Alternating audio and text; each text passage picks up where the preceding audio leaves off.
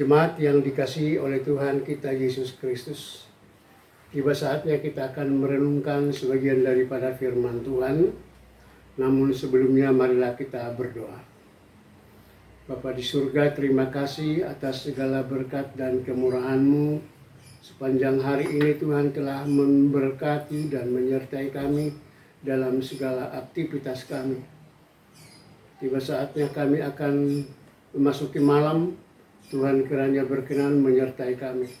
Namun sebelumnya kami rindu untuk mendengarkan firman Tuhan.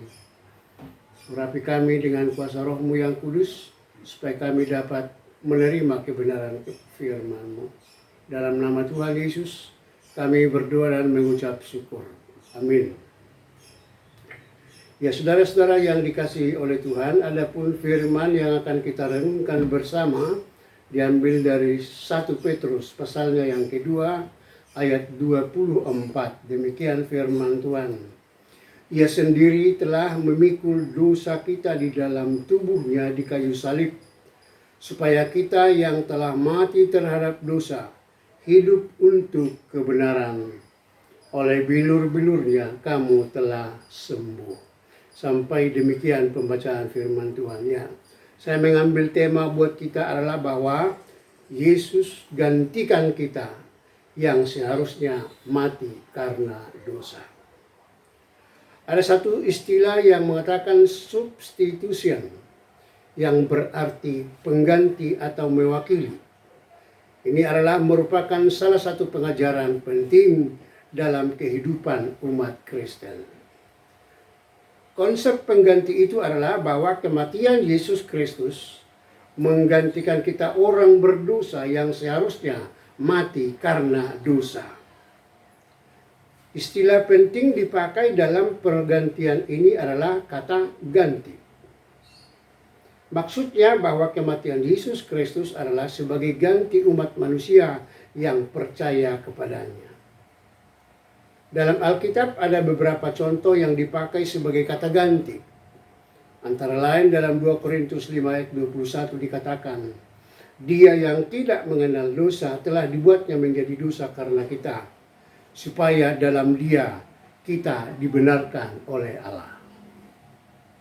Dalam Matius 20 ayat 28 juga dikatakan, sama seperti anak manusia datang bukan untuk dilayani, melainkan untuk melayani dan untuk memberikan nyawanya menjadi tebusan bagi banyak orang. Saudara-saudara yang dikasihi oleh Tuhan, ada ilustrasi yang mengisahkan sebagai berikut. Di salah satu kerajaan terjadi masa panceklik. Semua masyarakat sangat menderita karena hanya bergantung pada hasil pertanian. Pada saat itu hasilnya sangat minim. Kemudian raja mengeluarkan peraturan agar semua masyarakat menjalani dengan sabar. Dan apabila ada yang kedapatan mencuri, ia akan dihukum. Apa hukuman yang mau dilakukan? Di sana dikatakan akan menerima cambukan 25 kali. Setelah beberapa minggu peraturan itu dikeluarkan, kedapatanlah seorang mencuri.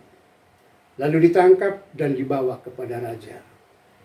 Setelah raja melakukan pemeriksaan, ternyata pencuri itu adalah anaknya sendiri.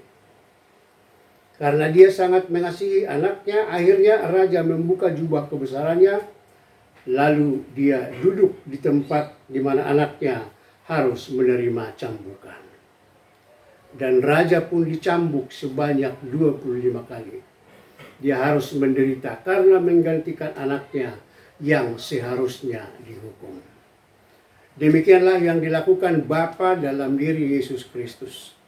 Dia yang tidak mengenal dosa dijadikan dosa agar manusia selamat dari hukuman maut itu.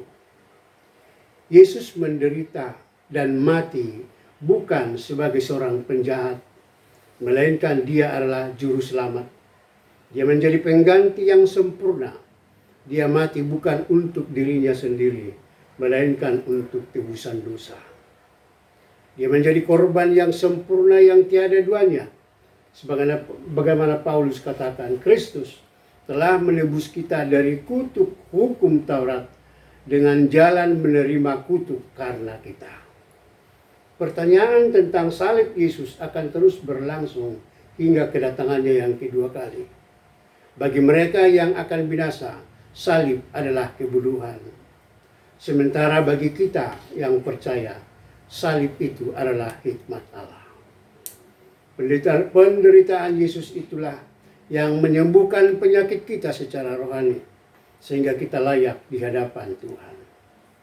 Penyakit yang mematikan itu tidak ada obatnya, selain dari pengorbanan dari seorang yang sempurna, yaitu Tuhan Yesus. Upah dosa ialah maut.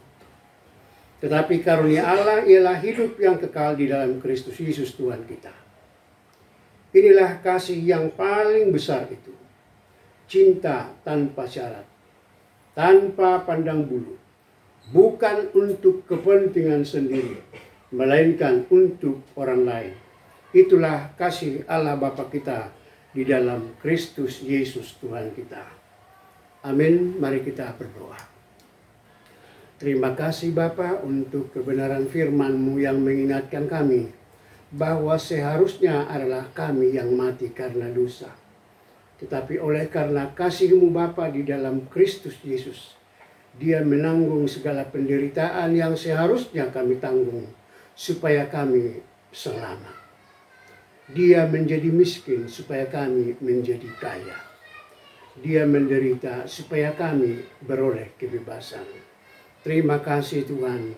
Meteraikan firman-Mu dalam hati maupun pikiran kami, dan jadikan kami pelaku-pelaku yang setia. Tiba saatnya kami akan beristirahat malam, Tuhan berkenan menjaga kami, supaya kami besok boleh bangun dengan penuh kekuatan yang baru. Terpuji nama-Mu Bapa kekal selamanya. Inilah doa kami di dalam nama Tuhan Yesus. Amin.